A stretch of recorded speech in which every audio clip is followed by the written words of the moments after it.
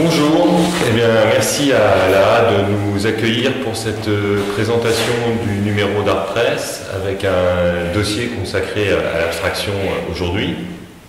Art Press a toujours eu un regard attentif sur les pratiques abstraites. Si on remonte à la création d'Art Press, il y a eu très tôt un intérêt pour la peinture américaine par exemple, pour les artistes de support surface, et ce cheminement, ce regard sur l'abstraction s'est poursuivi jusqu'à aujourd'hui. Moi j'avais le souvenir d'un long article d'Éric Dechassé il y a une grosse dizaine d'années à peu près, qui faisait aussi un point, qui essayait aussi de faire un peu un point sur l'abstraction contemporaine. Et donc c'est ce qu'on a essayé de faire aussi dans ce dossier, en interrogeant une actualité et les évolutions qu'on pouvait observer dans le champ des pratiques abstraites. Alors, ce dossier s'est construit autour de la notion d'impureté. On a parlé d'abstraction impure, parce qu'il nous semblait traduire finalement une situation, en tout cas pour moi, c'est comme ça que je l'ai abordé. Il nous semblait traduire une situation d'une peinture qui, pour le néophyte, renvoie au champ de l'abstraction, mais qui finalement, traverse ce qu'on appelle classiquement l'abstraction et se défait d'une certaine pureté abstraite qui a été extrêmement présente dans l'histoire de la modernité. Peut-être qu'on reviendra là-dessus dans la discussion. Et puis, quand on a conçu ce dossier, on l'a fait en associant des artistes, parce qu'il nous semblait important que des artistes aussi puissent parler de leur pratique, de leur regard sur la scène contemporaine dans laquelle ils évoluent, sur les autres pratiques abstraites qui peuvent les nourrir. Et plus généralement de cette parole des artistes qui est différente de la parole des critiques. Il était intéressant et important qu'elle puisse aussi figurer dans ce dossier. Donc c'est Claire Chénier et Claire Collin-Collin qui sont présentes aujourd'hui et qui pourront donc intervenir dans cette table ronde. Et puis dans ce dossier il y a également deux portraits d'artistes qu'a écrit Karim Ghadab. Un sur Armelle de Sainte-Marie et un autre sur Alain Bilterès. Et puis Catherine Millet s'est joint à nous. Donc je ne présente pas Catherine Millet qui est directrice de la rédaction d'Art Press et qui a beaucoup écrit sur l'abstraction et qui a toujours été attentive à la peinture abstraite. Et aussi, je pense qu'on en parlera, sur la manière dont le discours se fait sur la peinture abstraite.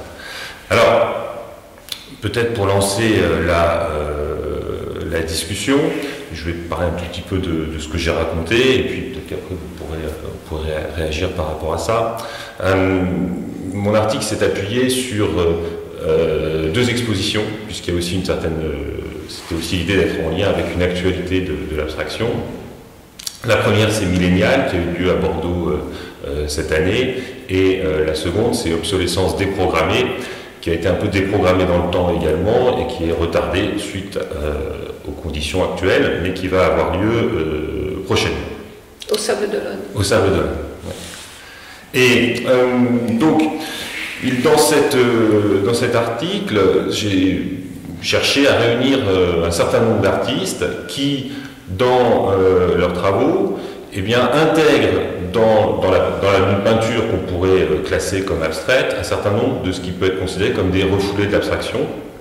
Le plus évident, évidemment, étant la représentation, la figure, l'image, et un autre aspect pouvant être aussi lié à la question du décoratif, qui sont des refoulés un petit peu de la modernité, et donc d'avoir des peintures qui se situent sur des frontières, qui traversent des frontières et qui finalement remettent en cause le principe même de définition.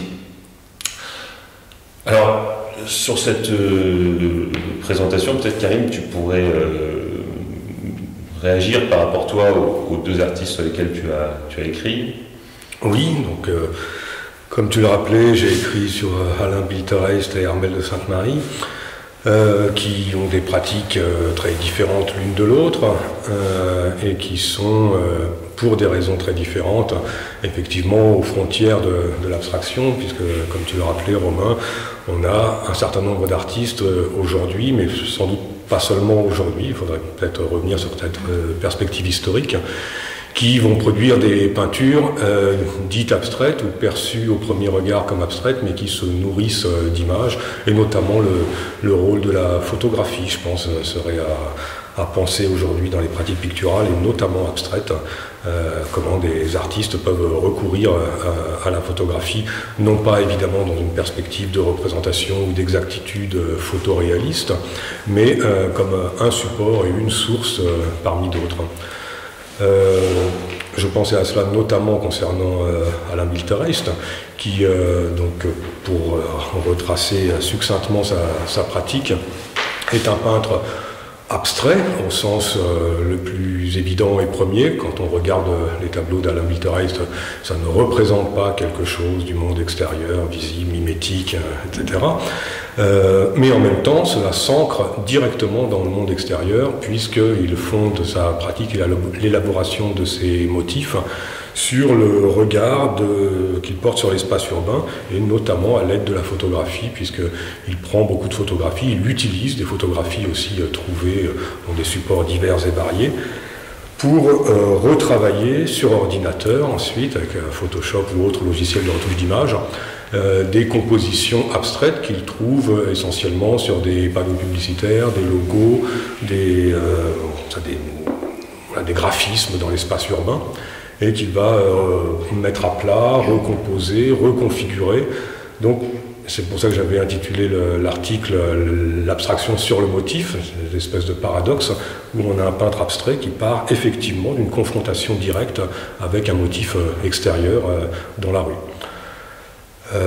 Et à ce sujet, il y avait un petit point qui pourrait nous amener encore ailleurs, mais un des tableaux d'Alain Milterheist, qui a été d'ailleurs reproduit dans la revue, et j'en suis très content, et un petit tableau jaune qui reprend la forme des gilets jaunes. Donc ce graphisme particulier avec les bandes blanches sur fond jaune. Et donc on a quelque chose qui pourrait prendre sens au regard de l'actualité comme une forme d'engagement discret, ou en tout cas d'attention à l'actualité, aux événements sociaux et politiques, mais qui ne l'est pas, ou en tout cas pas complètement, c'est-à-dire que c'est avant tout un motif, et ça me fait penser à Andy Warhol dans ce même genre de choses, dans un registre formel évidemment différent, mais quand Warhol avait fait une série de tableaux à partir d'une photographie représentant des émeutes raciales, où on voit un noir en train de se faire mordre par un chien policier aux États-Unis, et un journaliste lui demandait est-ce que c'est pour vous une forme d'engagement? Et il disait non, pas du tout, c'est juste une image que j'ai trouvée efficace. Et alors, il y a évidemment de la rouerie et des couches de duplicité, de choses comme ça chez Warhol, mais peut-être y a-t-il le même genre d'attitude chez Milterheist, où voilà, sous prétexte de forme, prétexte n'est sûrement pas le bon mot, parce que c'est un intérêt réel et premier pour les formes, pour la composition, pour la couleur, néanmoins passe quelque chose du monde qui nous entoure, donc l'abstraction n'est pas conçue dans ce cas-là comme quelque chose d'en dehors, ou un en dehors du monde. Et puis quant à Armelle de Sainte-Marie, c'est tout à fait différent. On est dans une pratique qui est beaucoup plus libre, organique, puisque Alain Milterheist, lui, est dans un registre qu'on pourrait qualifier rapidement d'abstraction géométrique. Armelle de Sainte-Marie est quelque chose qui est de l'ordre du dessin, qui laisse une grande part à l'intuition, à l'improvisation, au débord, dans tous les sens du terme, que ce soit en termes formels, en termes de thématiques, ou en termes de pratique et de gestuelle. Ça déborde, ça prolifère. Il y a de l'organique, elle le revendique elle-même. Et peut-être, à cet égard, et là on peut faire le lien, ce regard sur l'organique, sur le biologique, sur l'histoire aussi, il y a toute une sédimentation de référents historiques dans cette peinture, nous amène aussi à une conception de l'abstraction qui n'est pas enclose sur elle-même, mais qui est en dialogue constant avec le monde dans lequel on vit. Je parle déjà beaucoup, je crois que le temps est compté, donc je laisse la parole à qui voudra la prendre. En fait, moi, ce qui m'étonne, c'est que dans la façon dont vous avez parlé, finalement, le terme d'abstraction est utilisé au présent, alors qu'en interrogeant les artistes proches de moi et en échangeant avec Claire, on s'est rendu compte qu'on avait de plus en plus de mal à utiliser ce terme aujourd'hui, avec le sentiment qu'en fait, il nous catalogue de manière historique, et que c'est un terme qu'on n'arrive pas vraiment à... Enfin, qu'on n'arrive pas, c'est pas un échec, mais qui nous est de moins en moins familier, j'allais dire. D'une part, parce qu'il me semble que beaucoup d'artistes ont chahuté justement cette frontière entre l'abstraction et ce que tu disais, Romain, du côté de la représentation ou de la présence de la figuration. Il y a énormément d'artistes qui sont, dont Armel de Sainte-Paris et Alain, dont tu as évoqué le travail. Dans l'entretien, j'ai évoqué beaucoup Philippe Guston, que beaucoup d'artistes contemporains regardent très fort, je trouve. Et j'ai évoqué aussi Charles Motion, Walter Svenon, enfin il y a beaucoup de peintres qui ont justement incorporé des représentations dans des façons de créer un espace abstrait, ou le contraire. Et j'ai l'impression que ce mot, il n'est plus vraiment à nous, en fait. Avec Claire, on s'est rendu compte, en échangeant pour l'entretien d'Art Presse, que c'est d'autres termes qui nous sont beaucoup plus familiers et qui seraient plus du côté de la sensation de la peinture elle-même, je dirais. Mais disons que voilà, pour rebondir, moi je dirais qu'on n'est plus dans cette... justement pour rebondir sur tes propos, Romain, sur cette tour d'ivoire de la pureté moderniste, et je crois qu'on y a toujours été de manière inconfortable de toute manière, mais en tout cas c'est peut-être pas dans cette perspective-là qu'on se situe, et que surtout peindre abstrait aujourd'hui, c'est pas être dégagé du monde, comme disait Karim, enfin, une forme fait quelque chose au monde, c'est agissant déjà, il y a une prise, et je crois que dans tout ce qu'on a relevé, il y avait cette attention très particulière au fait de revenir peut-être à une attention à ce qui origine la peinture, que ce soit les gestes, les sensations, la tactilité, enfin toute cette histoire de peau, de comment toucher, comment être touché. Et à mon avis, ça a tout à voir avec un geste qui n'est pas que esthétique, qui est vraiment éthique.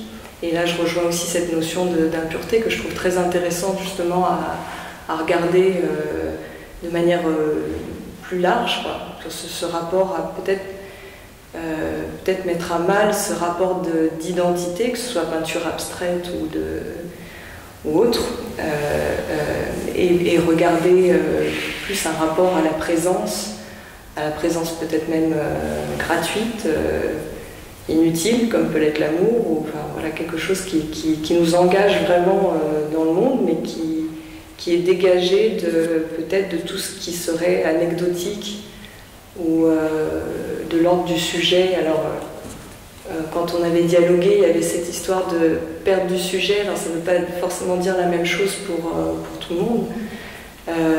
Moi, quand je parle de perte de sujet, j'entends à la fois tout ce qui pourrait être en effet extérieur à la peinture comme anecdotique, tout ce qui pourrait donner une actualité au sens vraiment de l'anecdote. Mais aussi peut-être quelque chose de l'ordre du retrait relatif de l'auteur, qui, alors pas du retrait de son engagement, mais peut-être du retrait de sa trace, pour laisser une ouverture ou pour laisser la place à l'autre en fait. Et laisser la place à l'autre, à mon avis, c'est justement être dans ce rapport de porosité où les frontières peuvent bouger, où il peut y avoir voilà, quelque chose de perméable qui soit toujours en déplacement en fait. Cette fixité de la définition, c'est toujours un problème de toute façon. D'où le titre du dossier, la dédéfinition de l'abstraction. Ben, ça nous renvoie à la peinture américaine.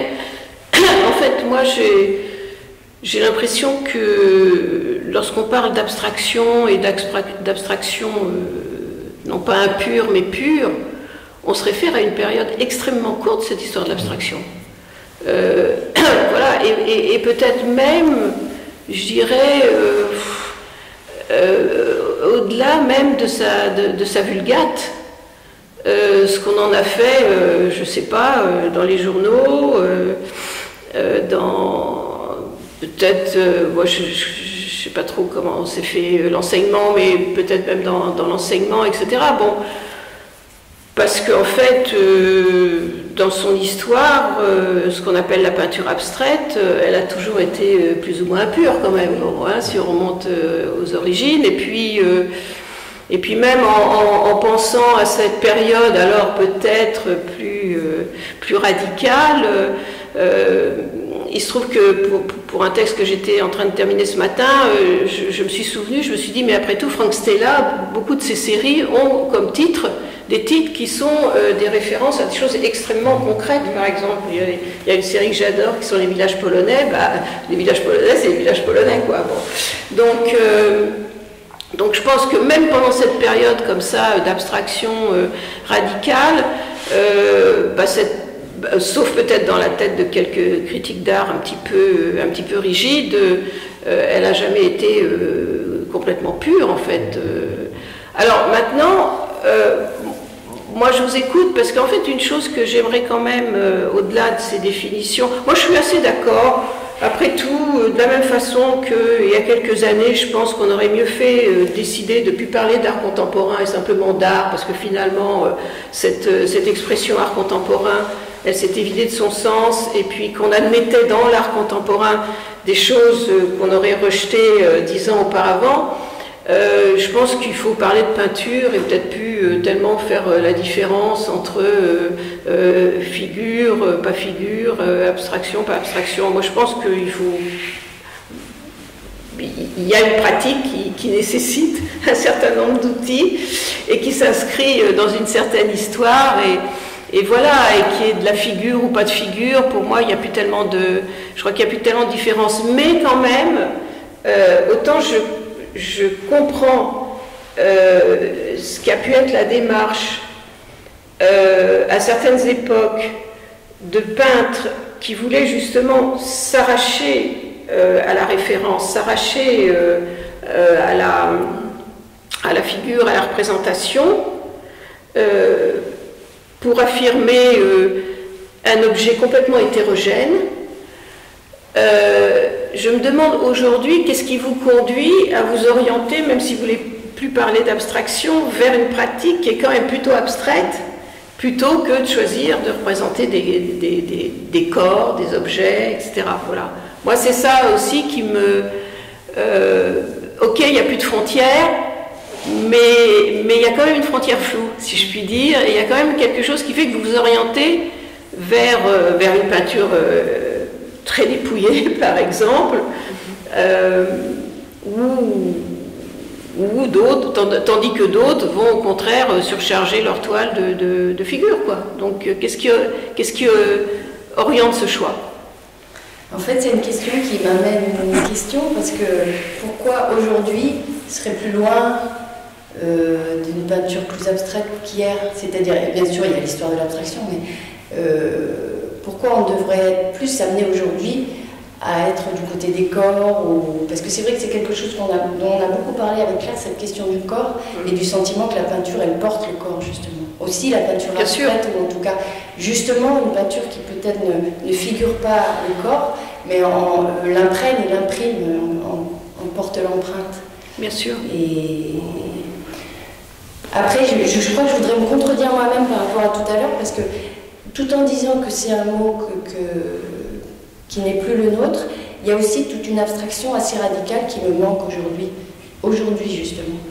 Je pense à Marie-Claude Bugeaud, même si elle est dans des frontières où elle intègre parfois des représentations, mais je pense aussi à Annie-Paul Thorel ou Didier Demosé, c'est-à-dire qu'ils sont dans une peinture très âpre. Alors je ne sais pas si c'est abstraction dont on parle vraiment, mais peut-être parler d'une âpreté, d'une pauvreté vers laquelle vont certains peintres, qui sont plutôt du côté de l'abstraction. Moi, je sais que dans mon parcours, j'ai commencé avec la figuration.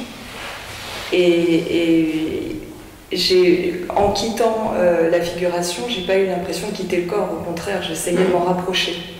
mais peut-être de me rapprocher d'une sensation plus intérieure, peut-être une sensation intérieure qui serait traversée évidemment par les choses perméables aux choses extérieures. Mais disons que moi je parlerais de nudité, c'est-à-dire d'arriver à une espèce de cœur, à une espèce de centre dur, j'aime pas tellement le mot de radicalité, mais quelque chose qui a une sorte d'essentiel, où on n'est finalement pas dans la représentation, dans la projection du corps, mais on est dans la sensation du corps même, quoi. Et qui peut d'ailleurs projeter du paysage, enfin qui peut être, qui est plus large que ça, quoi, Mais ça, Romain, il le sait que l'application du corps, quand même, déjà du temps de support surface, c'était une des préoccupations quand même, non? Oui, mais alors moi, en vous écoutant aussi, ça me fait penser que dans votre entretien, en effet, vous parlez beaucoup de cette question du corps, du sensible, voire d'une dimension sexuelle, qui est présente dans le rapport à la peinture. Et moi, ça faisait écho aussi à ce que j'aurais tendance à observer, c'est qu'il y a une affirmation de plus en plus importante dans la peinture aujourd'hui, justement de cette sensibilité liée à la matérialité de la peinture, qui est assumée aujourd'hui beaucoup plus, je pense, par les artistes que ce que c'était le cas il y a quelques temps. Donc il y a cette intelligence sensible de la peinture, on la retrouve aujourd'hui, alors que moi je pense qu'elle était un peu en retrait durant les décennies précédentes, et ça se voyait dans l'exposition milléniale, moi je trouvais, où il y avait une différence entre des générations d'artistes. Voilà, donc il y a en effet cette question de l'abstraction, c'est amusant parce que on dit tout et son contraire en fait, parce que le mot est glissant, mais je pense qu'il faut le prendre comme tel. Et c'est peut-être très bien, mais le corps revient aujourd'hui. Et je réfléchissais tout à l'heure en préparant un peu cet entretien, et bien sûr qu'il y a une question historique. Il y a toute une généalogie à faire de cela, et ça participe aussi d'ailleurs d'une autre manière de regarder l'histoire de l'art qu'on a aujourd'hui, je pense, parce que on a fait l'histoire de l'art à une époque en accentuant la pureté, et aujourd'hui on accentuerait davantage autre chose. Et je pensais à un artiste qui me semblait en fait peut-être le plus très intéressant, pas le plus, mais très intéressant là-dedans, c'est Fontana en fait, tout simplement, parce que chez Fontana, que ce soit dans la fente de la toile, dans la manière de l'agresser d'un côté, mais aussi dans les céramiques, c'est vraiment une expression du corps qui se manifeste là et qui vient agresser toute forme de pureté.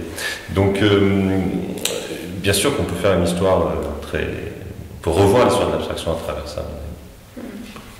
Et sur Fontana, ce qui est intéressant, je trouve que l'exemple que tu choisis est très juste. Et ça rejoint toutes ces questions d'écriture critique et de réception. J'ai l'impression que la réception de Fontana s'est faite en des temps successifs, 2 ou plus, je ne sais pas, mais qu'on a effectivement regardé ça d'abord comme une forme de radicalité, de geste pur, porteur d'une réflexion sur le support, la radicalité du geste qui vient inciser plutôt que peindre, etc. La question de l'écran, de la traversée du tableau. Donc un discours très moderniste, et puis que c'est dans un second temps, assez récemment, qu'on a découvert ou redécouvert, notamment à l'occasion des céramiques, mais aussi ce qui a permis une relecture des tableaux, quelque chose qui est effectivement beaucoup plus incarné, beaucoup plus du côté de l'expérience, de la sensualité, de la matérialité. Je suis moyennement d'accord. Je sais pas, je suis moyennement d'accord avec ces... Moi, j'adore Fontana, alors je suis très contente qu'on en parle, mais... et pour moi, c'est sûrement un des plus grands. Mais en fait, je dirais pas qu'il a été... je sais pas si je dirais... S'il a été tellement rangé du côté de la radicalité, de l'abstraction radicale, par exemple. Moi, il me semble que, d'abord, il vivait en Italie, pour une grande part, et il a plus été assimilé à tout ce qui s'est passé comme pratique, comme ça, en Italie, qui était sur les bords de l'art conceptuel, etc., pendant les années 60-70, que vraiment assimilé à cette peinture radicale qu'il y avait à la fois aux États-Unis et même en Allemagne, je dirais. Je trouve qu'il a toujours eu une position assez singulière et que c'est sûr que la portée évidemment sexuelle de son œuvre, elle crevait les yeux, mais je ne le rangerai pas dans... Moi, je pense qu'il a toujours été là. D'ailleurs, la preuve, c'est qu'il y a quand même eu à Paris deux grandes rétrospectives Fontana. C'est pas toutes les œuvres qui ont ça. Il y avait eu celle du Musée d'Art Moderne de la ville de Paris il y a déjà assez longtemps. Plus récemment, non, c'est le contraire. Non, il y a eu Beaubourg il y a longtemps, et puis plus récemment celle du Musée de la ville de Paris. Non, je pense que justement, c'est peut-être ça qui est intéressant, c'est que c'est une œuvre singulière, je trouve. En plus, bon, il était pris dans ce contexte aussi milanais, avec les néons, le côté un peu design et tout ça. Non, je trouve, d'ailleurs, alors pour le coup, son parcours est impur, alors c'est à dire. Oui, parce qu'il y a presque quelque chose de performatif aussi. Oui, complètement. Il était... Non, complètement. C'est pour ça que c'est une œuvre. Et puis en plus, oui, à côté de ça, il y avait ces céramiques complètement baroques, magnifiques. Et puis même ces monochromes avec ces gros morceaux de verre comme ça, on peut difficilement faire plus kitsch. Je voudrais revenir un tout petit peu en arrière sur votre question, Catherine, quand vous me demandiez pourquoi aujourd'hui vous faites une peinture si dépouillée. Et en fait, j'avais envie de répondre surtout parce qu'on ne peut pas faire autrement. C'est-à-dire, j'ai l'impression qu'en peinture particulièrement, on n'est pas en train de construire un projet de peinture, en fait. Et je pense qu'on travaille beaucoup contre notre propre projet, même parfois. En tout cas, ce qui me touche dans la peinture dont on essaye de parler en glissant sur les termes en ce moment, c'est une peinture qui prend des risques et qui prend aussi le risque de s'exposer à je ne sais pas ce que je suis en train de faire, mais je le fais. Et ouais, ça se formule pas en termes de projet comme peut-être d'autres démarches de l'art actuel. Oui. Je suis complètement d'accord. Oui, ça, je trouve ça très intéressant. La peinture ne peut pas se projeter, je pense pas. Et d'ailleurs, moi, en tout cas, moi, dans ma pratique, je sais que si la part liquide a été aussi grande, c'est aussi dans ses rapports de porosité, d'effet de capillarité, et puis d'être toujours en fait à risquer la boue, d'être entre la boue et l'évaporation du ciel, enfin, et qu'on prenne ce risque-là, justement, que ça s'effondre, d'être au seuil, quoi, de l'effondrement, de l'illisibilité, parce que l'image, quand même, préalable, la représentation donne, c'est peut-être une caricature, mais pourrait donner une lisibilité première, en tout cas, une première approche, une sorte de grille de lecture, alors qu'il me semble que dans certaines, en tout cas, peintures abstraites, parce que la peinture abstraite n'est pas dénuée d'image, on peut être vraiment dans un espace vertigineux où on n'a pas de repères, où l'œil glisse partout et éventuellement de la même manière, et où il n'y a pas d'accroche, si ce n'est quelque chose de l'ordre du tactile, de l'appréhension, de cette surface qui est à la fois elle-même et puis forcément autre chose. Là-dessus, on n'est pas complètement d'accord, mais moi je pense qu'une forme n'est jamais qu'une forme ou une couleur n'est jamais qu'une couleur. Il y a forcément quelque chose qui prend le monde avec. Mais en effet, moi, je trouve que la question du lien est importante, en fait, de ce qui relie. C'est visible chez Alain Victorest, enfin, tu le montres bien dans ton article, Karim, la manière dont il se saisit de formes pour en faire des peintures abstraites, mais ça reste aussi néanmoins des formes visibles dans l'espace urbain, etc. Et donc on garde cette possibilité d'aller-retour finalement entre les deux. Et cette question du lien, moi je la vois aussi dans... alors, bien sûr, dans le passage, dans des formes qui peuvent nous faire toujours basculer d'un côté vers la figure, d'un côté vers des formes non référentielles, comme il y a par exemple chez Armel, mais aussi dans le rapport au décoratif et le rapport d'investir un espace. Ce que fait Alain Winterest aussi d'ailleurs, tu parlais de ça.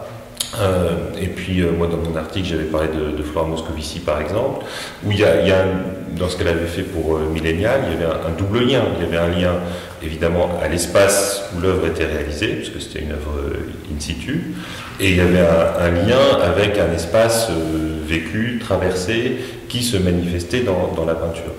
Et je crois que c'est aussi un aspect, c'est-à-dire que dans un certain nombre de démarches, ce qu'on appelle impureté, c'est aussi une manière, en effet, d'échapper à une définition, mais d'échapper aussi à un territoire clos et de créer des passages.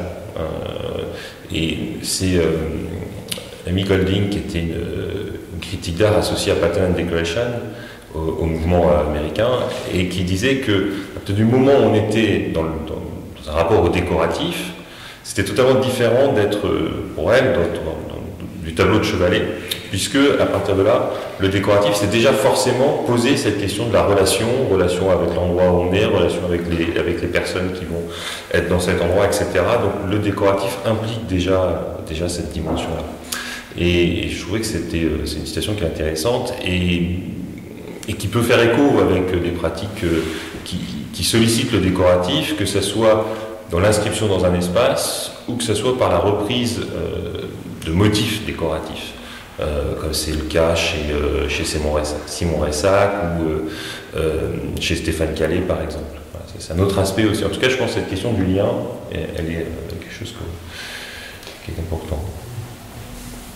Oui, mais est-ce que ça ne veut pas dire simplement que pour certains artistes en tout cas, même s'ils s'engagent dans une voie entre guillemets abstraite, il faut que arbitrairement il y ait un point de départ et que peu importe que ce soit celui-là ou un autre, non, je sais pas, non, ça arrive ça très souvent, non. Oui, peut-être, mais alors je pense qu'aujourd'hui l'abstraction n'est plus un point. Ce serait bien de le dire, on pourrait faire l'hypothèse que l'abstraction n'est plus un point de départ. C'est-à-dire que... Non, je ne dis pas un point de départ de l'abstraction, mais que pour décider de faire quelque chose, alors peut-être qu'on peut se jeter dans le vide, mais ce n'est pas le cas de tout le monde, et qu'il y en a qui ont besoin... moi, je pense toujours, alors il n'a pas fait de peinture abstraite, mais Alain Jacquet, toute son œuvre est partie du fait qu'il s'appelait Jacquet et qu'il a mis un pain Jacquet dans une de ses premières images. Et c'était une décision extrêmement arbitraire, c'était pas du tout une façon de mettre en avant forcément son nom, d'ailleurs il était illisible, etc. Mais il m'avait expliqué, il fallait bien partir de quelque part. Bon, et donc il était parti du pain Jacquet, voilà. Et moi je pense que parfois l'utilisation du motif décoratif, ça peut être simplement ça. Ça peut être simplement le petit déclencheur, et après... après on part éventuellement sur autre chose. Moi je pense qu'il peut y avoir à l'origine comme ça, sinon de la pratique, toute la pratique elle-même, et disons d'une série de travail, un point de départ qui est très arbitraire comme ça, et pour une part gratuit en fait, comme d'autres se servent du hasard. Oui, enfin... Moi je pense que les peintres c'est des pragmatiques. Oui, mais je ne dis pas le contraire, parce que si j'essaye d'interpréter, je dirais que ça renvoie justement à l'idée que ce n'est pas l'abstraction qui est le point de départ, parce que justement, comme on le voit dans les propos de Claire et de Claire, il n'y a pas un ancrage premier dans le champ abstrait, c'est ce que racontait Claire. La question c'est d'abord la peinture, et puis ensuite c'est comment développer sans projet une démarche, mais ce qui est dit là, pour moi, c'est un peu différent. Par exemple, les artistes d'autres générations, des années 60-70, il y avait un parti pris abstrait au départ, qui était fort, et qui n'était pas négociable, et qui excluait d'abord la figure. Alors, voilà, c'est cette différence-là, moi, je vois.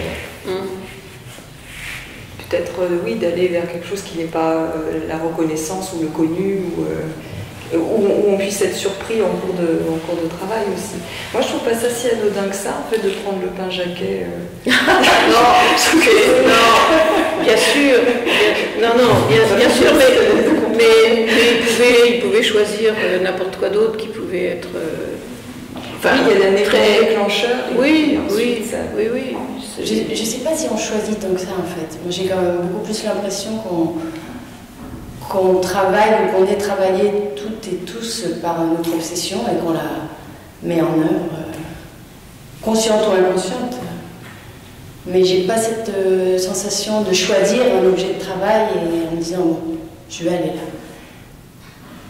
Mais est-ce que c'est pas justement là un point de bascule possible dans les attitudes? C'est-à-dire qu'on voit beaucoup plus, me semble-t-il, aujourd'hui des artistes qui correspondent à ce que tu décris là, c'est-à-dire une forme d'engagement qui sollicite des notions qui ont toujours une mauvaise presse dans la tradition esthétique, la passion, l'importance existentielle, l'investissement, l'imagination, voire le sentiment, des choses comme ça.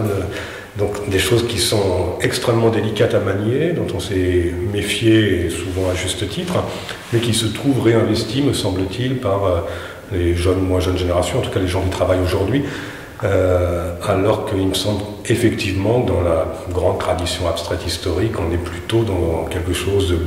Mais évidemment, on ne peut pas faire des généralités, on trouverait une quantité de contre-exemples, mais si on devait tracer des grandes tendances, on est plutôt dans quelque chose de programmatique ou de l'ordre du prétexte qui va pouvoir engager une recherche, mais sur des bases qui au départ peuvent être plus anecdotiques, alors que les peintres abstraits d'aujourd'hui me semblent peut-être réinvestir un territoire qui avait été délaissé, dans tous les sens du terme, aux peintres figuratifs, avec ce que ça pouvait supposer d'affect, voire de complaisance pour des formes reconnaissables, des choses comme ça.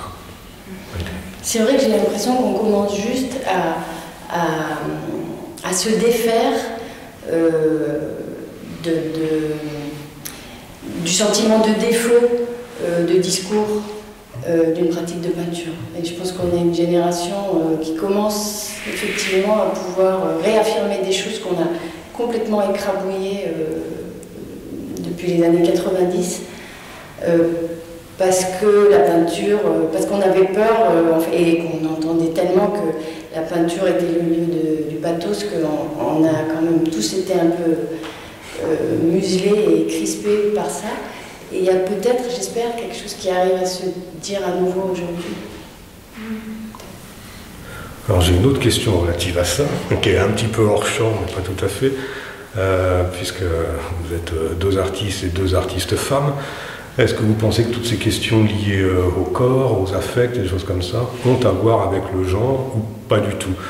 J'avais en tête la fameuse exposition de Lucy Lippard en 1966 à New York, qui était Eccentric Abstraction, où elle a choisi un certain nombre d'artistes femmes pour montrer qu'il y avait un réinvestissement, donc déjà à l'époque, en 1966, de la part affective, matérielle, de l'ordre de la main, beaucoup plus que de la construction mentale, par rapport à la génération des minimalistes abstraits américains avec cette esthétique extrêmement rigide, etc. Que ça serait caractérisé, que ça appartiendrait plus aux femmes finalement, si c'était de l'ordre de la main ou... C'était l'hypothèse de Lucy Lippard. Personnellement, je ne la partage pas tout à fait. Je crois qu'un peintre est d'abord un peintre, quel que soit son genre et son sexe. Mais voilà, qu'est-ce que vous en pensez ? C'est délicat. Est-ce qu'il y aurait une émergence d'artistes femmes qui amènerait des préoccupations, une approche, une sensibilité qui avait auparavant été délaissée ou escamotée? Moi je sais qu'il y a 10 ans, j'étais vraiment très catégorique, je disais non mais la peinture c'est de la peinture, homme ou femme, on ne doit même pas pouvoir savoir si c'est un homme ou une femme qui a peint ça. Aujourd'hui, peut-être que je le serais moins, peut-être aussi parce que j'ai plus lu de femmes et que, par exemple, sur cette question du désir, j'ai pu remarquer que, par exemple, dans la langue, dans la littérature, le désir féminin ne s'exprime pas exactement de la même manière qu'un désir masculin, n'a pas exactement le même angle de vue. Et tout en disant ça, je ne crée pas de séparation parce qu'évidemment, il y a des choses très communes. Donc, je ne sais pas exactement quoi répondre, dans la mesure où la peinture, ça commence d'abord par un désir immense. Et il se trouve que je suis une femme, donc il doit y avoir quelque chose de ça qui reste, mais je ne saurais pas le pointer, puis je ne suis pas sûre de vouloir exactement le conscientiser, parce que ça me paraît même un peu dangereux de le cerner, de le cataloguer et d'en faire une... On revient sur cette histoire d'identité. Moi, je suis très embarrassée avec cette histoire d'identité. Je préfère de loin un rapport d'intensité ou de présence qui a tout à voir avec l'humain en général, plutôt que... Mais en disant ça, j'évacue pas la question. Simplement, j'ai pas envie d'en faire une catégorie. J'ai pas envie que ça sépare les choses. Moi, je répondrais non à la question, tout en disant avec Claire que bien sûr c'est notre corps de femme qui peint. Me sentant proche de certains artistes hommes qui sont dans la même sensibilité en ce moment, qu'on essaye de décrire, je pense à Jérôme Boutrin ou à Christophe Robe, où je ne me reconnais pas dans cette formulation. Mais peut-être qu'il y a eu quelque chose de plus décomplexé par contre dans les pratiques qui étaient assimilées traditionnellement et de manière un peu caricaturale aux femmes. Il y a peut-être eu quelque chose qui s'est ouvert, mais plus largement, même aux hommes, enfin, tout simplement qui est monté à la visibilité et qui a fait que, je sais pas, que ça a été réinvesti, repris, je sais pas. Catherine, je ne sais pas si vous voulez réagir par rapport à ça. Sur cette question-là, sûrement.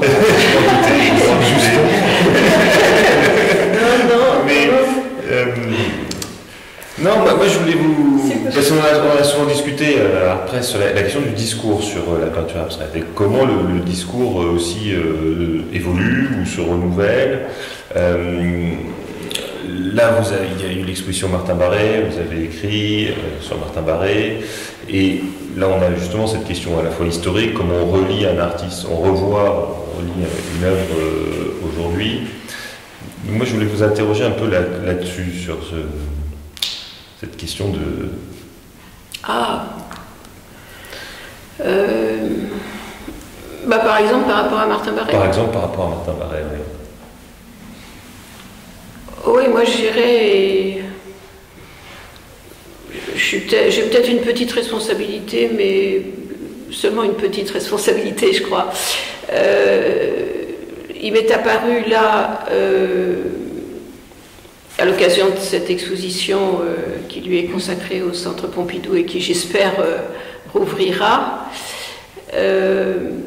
que Martin avait été vraiment trop enfermé justement dans un discours formaliste ou dans ce qui était l'importation en France du discours formaliste américain.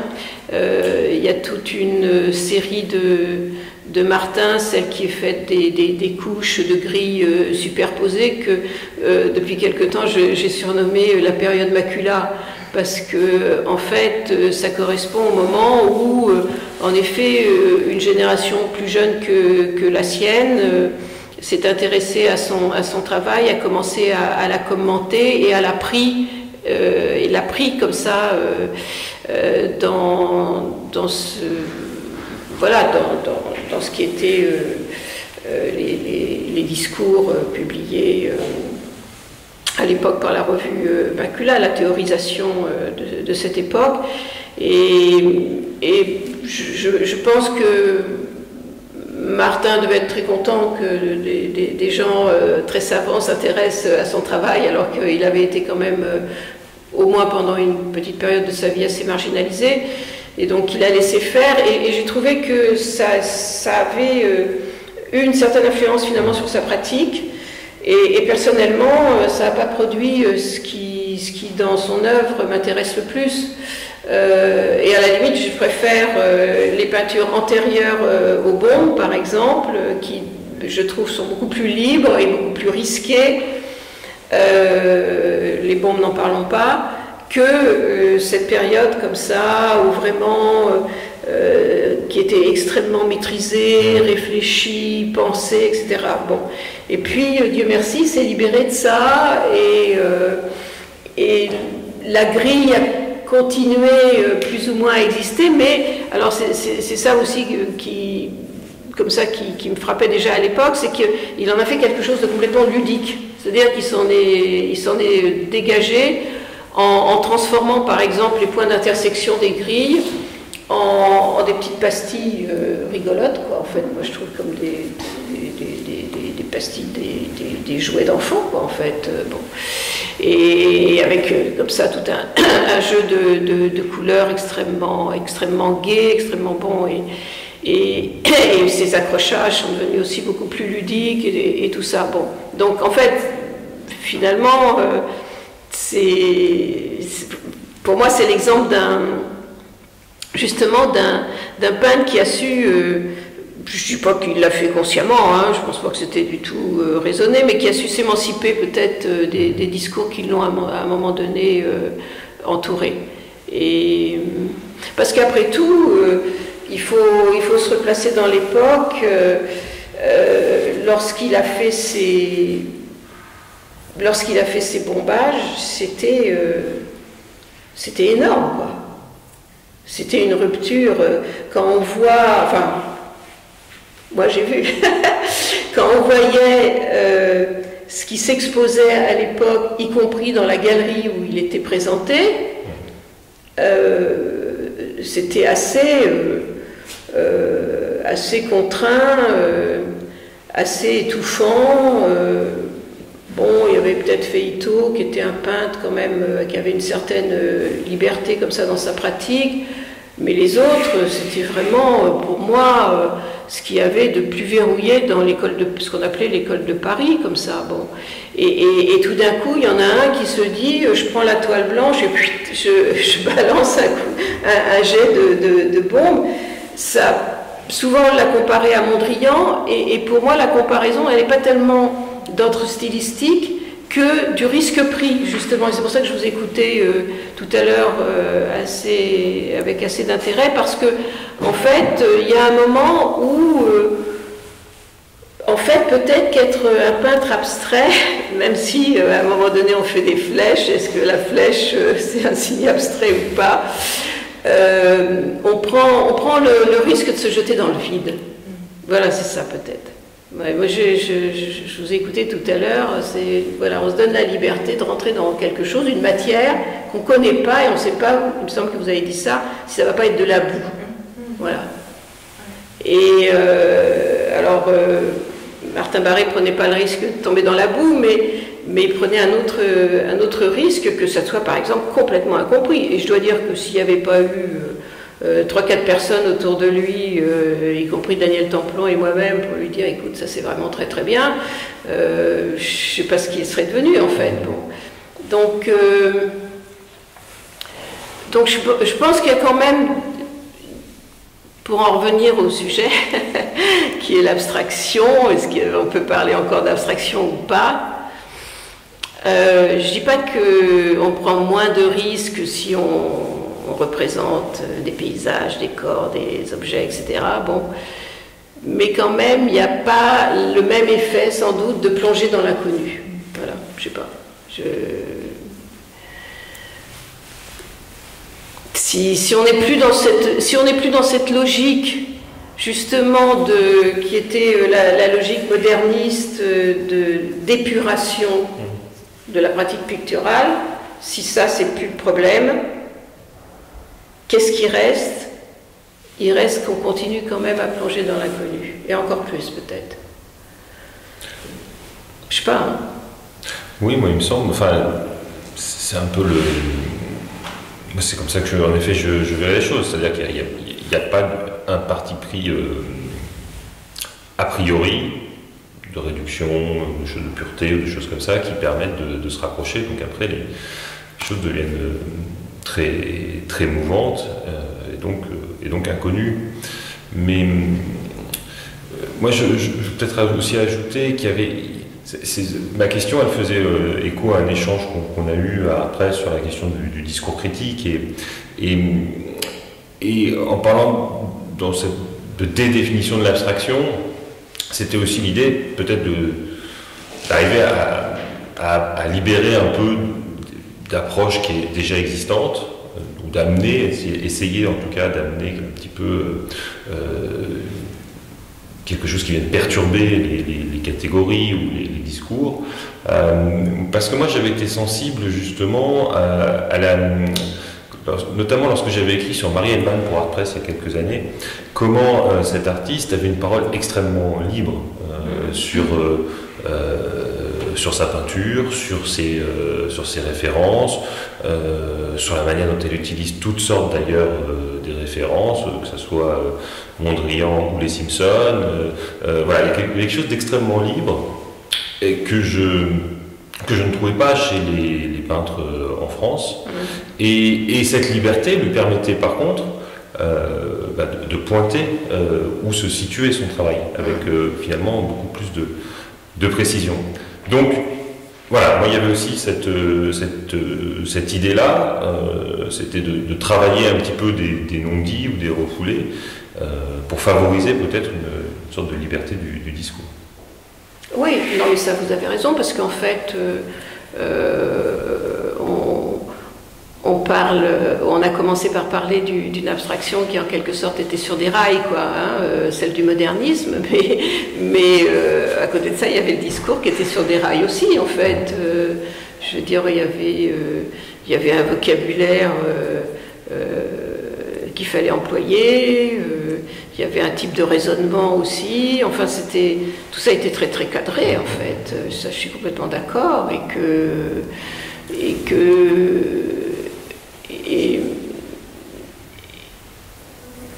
quand même ce qui a produit des choses, il faut dire, même caricaturales. Donc que des gens comme vous, de votre génération, vous arriviez un certain temps après et que vous repreniez, que vous ne reprenez pas ce discours, mais que vous regardez à nouveau les œuvres qui ont été produites à cette époque-là et que vous les accompagnez avec un discours qui ne se réfère pas forcément au discours qui les a accompagnés, je trouve ça très nécessaire. Bien que j'ai publié tout ça. Mais d'autant qu'on est traversé de tout. Enfin, quand on se met à peindre, on n'isole pas une partie de notre expérience. C'est tout, c'est de la photo, c'est le cinéma, c'est l'air du temps, c'est tout. Enfin, et moi j'ai été étonnée quand j'ai vu l'exposition Barré. J'avais vu quelques tableaux, mais j'avais surtout vu des reproductions. Et là, en voyant vraiment l'ensemble, je pensais que j'étais un peu extérieure à cette œuvre. En fait, j'ai vu que des histoires de relations. C'était très concret pour moi. J'avais quelque chose des rapports de tension, comme ça, de relations, presque de dialogue. Et il m'a semblé que c'était assez loin, en effet, peut-être d'un discours plus froid. Oui. On parle de discours, mais je crois que justement la peinture dont j'essaie de parler et que je regarde, c'est précisément celle qui ne tient aucun discours. Et peut-être que c'est ça qui fait qu'on n'utilise plus ce mot comme nos anciens, nos pères, nos mères. C'est-à-dire que ces œuvres que j'ai évoquées, notamment, je pense à, quand j'ai dit âpreté, voilà, c'est aussi ce silence, c'est-à-dire c'est des peintures qui se taisent, qui existent en tant que peinture, mais qui se taisent. Et c'est pour ça que dans l'entretien, j'ai parlé du contraire de la communication. Et c'est pour ça aussi que j'ai essayé de faire une différence en termes de projet. Parce que pour moi, ça ne se fait pas pareil. Mais c'est même antinomique, je dirais. La communication et la création, c'est deux espaces complètement différents. Enfin, peut-être que je le vis, en tout cas moi dans la peinture, la peinture elle arrive vraiment là où il n'y a pas de mots, là où ça manque justement. Sinon ça se produirait autrement que par de la peinture. Oui, mais je pense qu'il faut penser les deux temps, enfin, si je peux me permettre. Oui,